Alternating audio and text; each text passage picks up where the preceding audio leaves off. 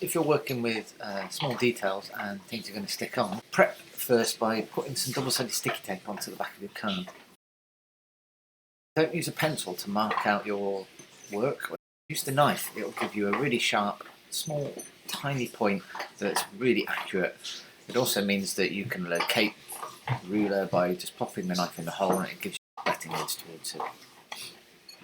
Once cut, you've already got your glue applied to the back of your card, so it's really straightforward. You can just take it off and then you can start sticking it down.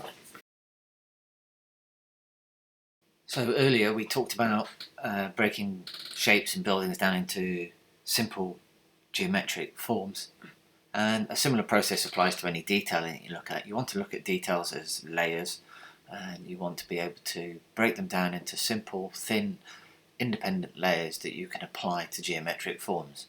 Applying thin strips works really well because it means that you don't have to put so much effort into cutting, that you can build up layer after layer after layer if you need to. The glue is already on because you've already applied the double-sided sticky tape to it, so it makes it very neat, very crisp. This can work with almost any decoration that you see.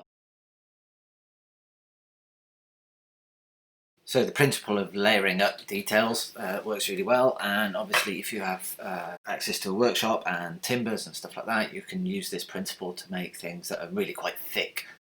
When you're working in cards, what you don't want to do is end up with layer and layer and layer and layer and layer. So obviously you have to break these forms down into simpler boxes and components. So for an example, what you want to do here is make a box on the outside of your box. And you can do this just following the examples that I'm making here. When you have complex curves and organic shapes that are applied to this, card doesn't work very well with this sort of principle. It doesn't like curving in multiple directions at the same time. So what you want to do, you want to simplify it down as much as you possibly can into, again, basic geometric shape. Triangulation works best with this sort of process. So splitting things down into simple triangle forms will allow you to capture the form and the flow of the complex shapes without asking too much of the material you're working with. So here I'm just going to quickly run you through how to make another simple geometric form, which is the tube. This is going to be, again, really useful for you to just do the turrets of your elevations. You're going to be using A4 photocopy paper for this, and you're also going to be working with double-sided sticky tape again because it's dry. It's not going to warp the paper like PVA glue would. Whenever you're making curve forms in cards and papers, you always want to sort of break the back of the material first. So you just want to loosely roll it up so that it has a sort of memory of the direction you're going to take it in as a final form. When you come to roll your actual form, it'd be best if you could find something to roll it around that's the right dimensions. For me, the cling film room is perfect. You want to use the minimum amount of tape as you can, and you want the tape to start when the paper first starts coming onto the roll. This process is basically a form of lamination, so when you have two layers going next to each other with glue in between, and they all make a form that holds really strongly.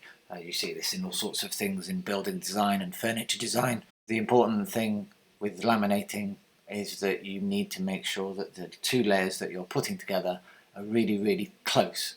So when you're making this roll, you need to make it really, really tight as you go. When you get to the end of the roll, when you have your next layer of double-sided sticky tape, make the tape as close to the edge as you can get it, and when you roll over it, press down as firm as you can. Double-sided sticky tape is a pressure-sensitive glue, so the more pressure you apply, the stronger the tape will be.